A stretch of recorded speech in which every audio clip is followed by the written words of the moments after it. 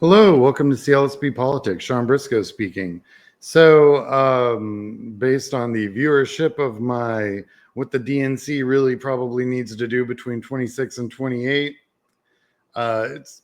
I mean, I appreciate those of you that are watching it, but what I have today is Trump's approval ratings after 100 days of just garbage. So, this is the stuff you guys like. So I thought I would share. Plus, it's 100 days and it's a kind of what you have to do. So let's get started. Real quick, just kind of talking about the difference in Wisconsin because I just came from there. This shows so the light blue is Harris and the dark blue is Crawford, and this shows the what the Madison University of Wisconsin universe did when you don't have a 80-year-old on the ballot. You know what I'm saying? Just huge turnouts in the wards around you, and in Dane County overall, just a major uptick. You gotta keep in mind this is as compared to a presidential election. So this is literally one of the scariest graphs. I think if I was a Republican, I'd be looking at. This is my next favorite. This is all these Waukesha and a few other of the counties severely under. You understand they got to operate 100% rural. Any state that wants to win, the Republican wants to win in statewide, the rural vote has to be 100%. We've seen what it looks like when it's not 100%. We saw it in 2008, 2012. We saw it again after Trump's first term in 2020. They were looking for these votes in North Georgia, and they just weren't there anymore because most of them died of COVID. So you're seeing and this is Schimmel Trump. So, and I've been saying this for quite a while. When Trump's not on the ticket, it's a 3-point difference. It can be a 1 to 2 to 3 point difference. And honestly, that's all it takes. Trump is the only thing they vote for. Hence the reason in Wisconsin, just to remind everybody, we won every seat statewide, and we won some other stuff. And Trump won Wisconsin by 0.5 point. He is their margin, but only he is their margin. He'll get the vote out in red areas, but statewide and races that size, they don't perform as well when he's not on the ticket. We saw that in the midterms in 2022. The Democrats won every single election for 2 years. Special, whatever, 26.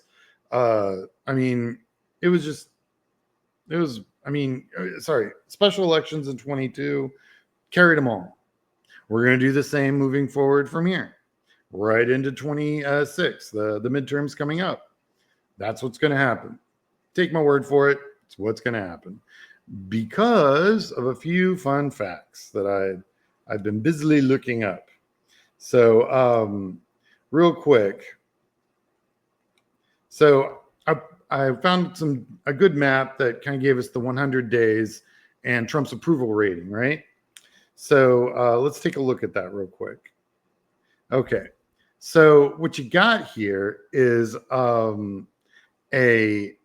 kind of a myriad, you're looking at where Trump is after 100 days in office, right? And we're going to talk about the different states, not all of them, just the ones I thought were kind of interesting. So, for example, Wyoming, 71% approval rating by Trump. Keep in mind, Wyoming is an agriculture state, and the Trump administration is clearly anti-agriculture. All of their policies, specifically the tariffs, all move against agriculture. A lot of the HHS stuff that feeds needy kids and stuff. Well, that's the federal government paying farmers to grow food for needy kids. So, okay, agricultural state Wyoming, I'm going to keep my eye on you. I'm pretty sure 71's the peak for Trump. Texas, literally where you have, I mean, without Texas, there is no GOP. Facts. It is the most expensive state to run in. Facts.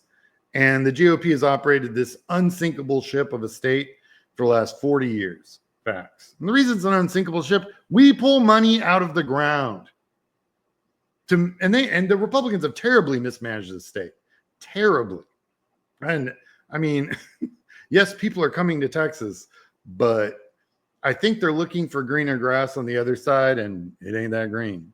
So it's going to be really interesting. In fact, there's the housing market in Austin's down almost 2 points. Dallas is down almost 2 points. Houston's down almost 2 points. And then, yes, there's a lot of people moving in the suburbs around these cities, but that's where it begins. So here we go. Texas, 48% approval rating, Trump after 100 days. And now I'm going to imagine that's because, Trump waged war on Texas's largest trading partner. Texas trades more with Mexico than it does with other states that we're connected to. So there we go, Texas. You got to hit them where it hurts in Texas. Pocketbook every time. Ohio, kind of a bellwether state of some sort, like Republicans have enjoyed a 55, 56, solid margins in this state. The state's on the edge, the razor's edge. This state is looking around going, wait a second, where's all the farm subsidies gone? Because they're all gone now. Department of Agriculture, they nuked that, 2 months ago. HHS was nuked 2 months ago. I mean, good luck. Let me know how it goes, Ohio. Wisconsin. Now, this is interesting. So we already know that they just had a statewide election where the Democrat won by double-digit margin. It wasn't even close. But like I said, Trump has his own brand, right? But now his brand is 5 points underwater in Wisconsin. So that's a problem. Florida. Literally, Trump is underwater in Florida? What? I mean, I don't know. I mean, Florida is like literally where he lives. So if he can't win, if he's fallen in Florida, then there's a problem. Michigan, definitely a bellwether state, definitely an economic engine in this country. 45%. Crazy. Pennsylvania, where BT Dubs, a Democrat, just won a state Senate seat that was like R plus 15 and won it with a healthy margin. Like I said, Trump's not on the ballot. There is no brand. And let's just talk about, corporate bankruptcies. Now, the sectors with the most bankruptcies are consumer discretionary. And since we're a service-based economy, 109 is real bad. And industrials, that's fascinating. I thought he was going to expand manufacturing. That's what this is. Companies aren't buying shit. Excuse my French. They're just not buying anything until they can figure out what the hell's going on. And God help healthcare. And these are all private hospitals that they could not keep open. And that was before they started cutting HSS, which are rural America. You will have no more hospitals. Doge is absolutely going to gut you guys. So next time you get into a car accident, and you got to drive four hours to a hospital, blame Trump. Don't be blaming the Democrats. That's not a thing. Nope. They own all this. And now the other materials, the least number of bankruptcies, still bankruptcies, is materials, utilities, and energy. Keep in mind, utilities are going under. and they have a non-compete clause with themselves, right? Go Google utilities and how that industry works, and you will just shake your head and wonder how that's like a casino going under. That doesn't make any sense. And energy. Okay, it's only the thing everyone uses, and we got bankruptcies in that too. These are the ones with the least. So keep in mind, materials is that's where they pull in and aluminum and all that jazz.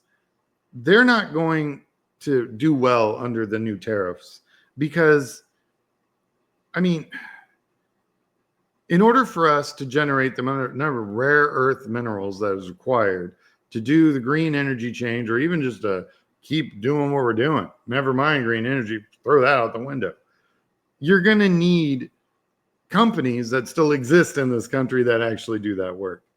And what we're seeing is the exact opposite. Because guess what? It's a global economy and stuff comes from everywhere.